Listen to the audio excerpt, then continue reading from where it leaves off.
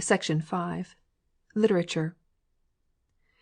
It is an almost universally received creed that behind the suicidal prejudices and laughable superstitions of the Chinese there is a mysterious fund of solid learning hidden away in the uttermost recesses, far beyond the ken of Occidentals,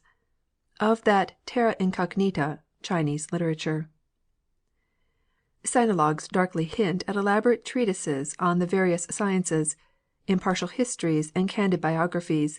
laying at the same time extraordinary stress on the extreme difficulty of the language in which they are written, and carefully mentioning the number, sometimes fabulous, of the volumes of which each is composed. Hence, probably, it results that few students venture to push their reading beyond novels,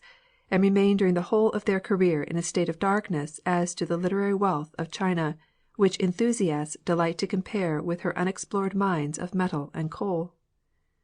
Inasmuch, however, as it is not absolutely necessary to read a book from beginning to end to be able to form a pretty correct judgment as to its value, so, many students who are sufficiently advanced to read a novel with ease and without the help of a teacher might readily gain an insight into a large enough number of the most celebrated scientific or historical works to enable them to comprehend the true worth of the whole of this vast literature.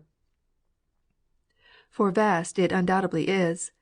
though our own humble efforts to appraise it justly, in comparison of course with the other literatures of the world, brought upon us in the first hours of discovery the mortifying conviction that some years of assiduous toil had been positively thrown away. Sir W. Hamilton, if we recollect rightly, said that by so many more languages as a man knows, by so many more times is he a man,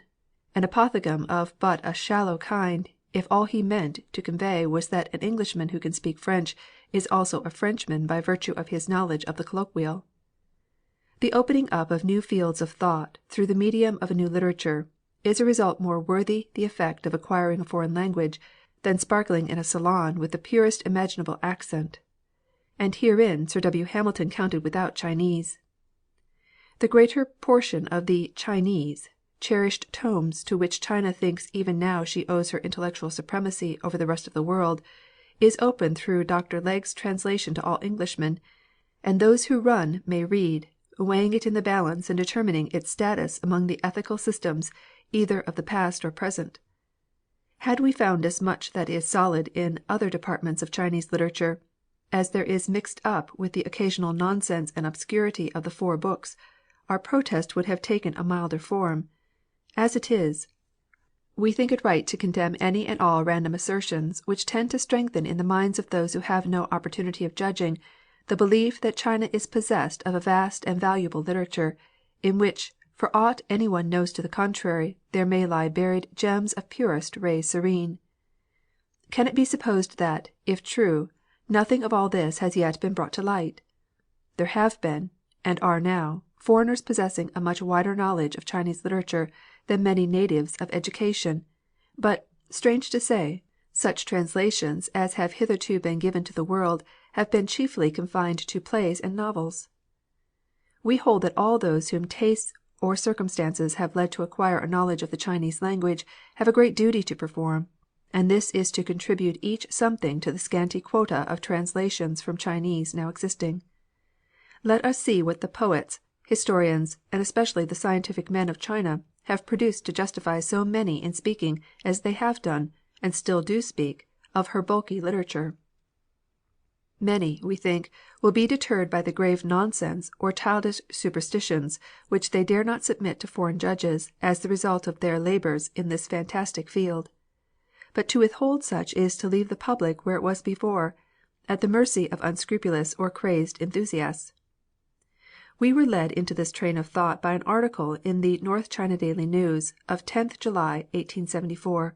in which the writer speaks of China as a luxuriant mental oasis among the sterility of Eastern Asia, and possessing a literature in vastness and antiquarian value surpassed by no other. He goes on to say that the translations hitherto made have conveyed to us a faint notion of the compass, variety, solidity, and linguistic beauties of that literature.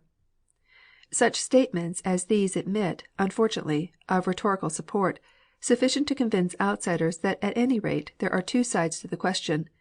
a conviction which could only be effectually dispelled by placing before them a few thousand volumes translated into English and chosen by the writer of the article himself.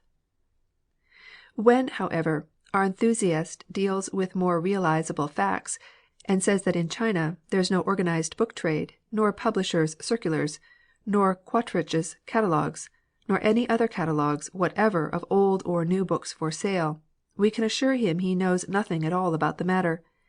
That there is now lying on our table a very comprehensive list of new editions of standard works lately published at a large bookshop in Wu Chang Fu, with the price of each work attached, and that Mr. Wiley, in his Notes on Chinese Literature, devotes 5 entire pages to the enumeration of some 30 well known and voluminous catalogues of ancient and modern works. Section 6